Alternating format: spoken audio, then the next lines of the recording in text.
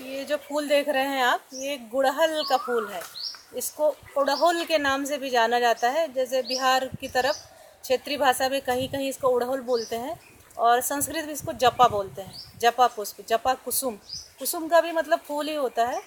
और हमारे यहाँ नॉर्थ में इधर उत्तरी भारत में और मैदानी एरिया में इसको गुड़हल के नाम से जानते हैं। और ये लाल है और ऐसी मान्यता है कि ये लाल फूल विशेषकर देवियों के लिए चढ़ता है। तो हमारे यहाँ जो मान्यताएं बनी हैं तरह तरह की, उसके पीछे कहीं ना कहीं वैज्ञानिक और ऐसा कारण है कि वो पर्टिकुलर उसी के लिए है।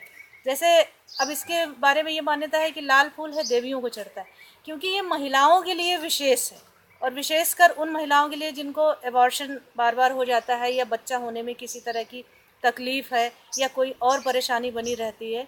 क्योंकि फीमेल की, महिलाओं की एक ही सबसे बड़ी समस्या है यूट्रस, गर्भाशय से संबंधित, क्योंकि तभी वो प्रकृति ने अलग से उन्हें बनाया है और उन सभी समस्याओं को एक साथ ये दूर कर सकता है। और दूसरा, अगर हम वैज्ञानिक दृष्टि से देखें तो इसमें देख रहे होंगे ये कलियां लगी हैं, इसमें ये इसकी कली है, ये छोटी छोटी है, ये कली है और ये फूल लगा हुआ है।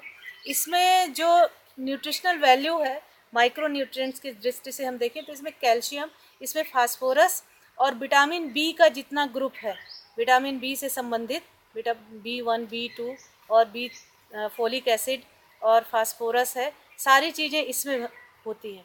तो महिलाओं के लिए तो विशेषकर है ही, और इसका सबसे ज़्यादा प्रयोग किया जाता है आज की डेट में बालों के लिए, बालों के लिए और स्किन के लिए। इसके जो पत्ते हैं ये बहुत थोड़ा सा चिपचिपे रहते हैं, और इनको बालों में ऐसे प्रयोग कर सकते हैं कि अगर फूल नहीं मिल रहा है तो इसके पत्तों को लिया, पीस के और लगा लिया बालों में और बालों को धो लिया, बाल एकदम सिल्की और हल्के हो जाते हैं।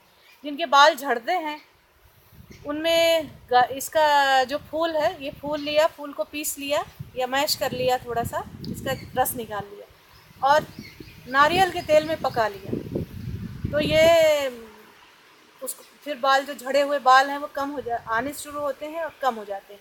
और दूसरा, लेडीज़ की मेंसेस से रिलेटेड जितनी प्रॉब्लम है, इसकी कली अगर खा सके, 4-5 कली अगर मिलती है तो सुबह खाली पेट खाएं तो समस्या उनकी सब खत्म हो सकती है। कली नहीं मिले तो इन फूलों को भी, जो कम खिले हुए, इनको पीस के, सुखा के और पीस के रख सकते हैं और सादे पानी के साथ इनको लें तो भी सारी परेशानी लेडीज़ की दूर हो जाती है। और कंडीशनर के तौर पर इसका जब प्रयोग करते हैं बालों के लिए तो इसके फूलों को पीस के बालों में, इसका स्कैल्प में मसाज करते हैं। ये तो खैर जो अर्बन एरिया है उनके लिए है। गांव में तो इसका जो प्रयोग किया जाता है, और इसकी जो डंडी है इसका दतून के रूप में भी प्रयोग करते हैं, क्योंकि ये कषाय होता है। कषाय में थोड़ा कसैला और चिपचिपा, तो वो क्या है, दांतों में से जो खून आता है और मसूड़े सूज जाते हैं वो नहीं होते हैं। और कहीं पे रिंग वार्म या दाद हो गई, खुजली हो गई, चकत्ते पड़ने लगे तो इसकी पत्तियों को पीस के लगा लिया जाता है।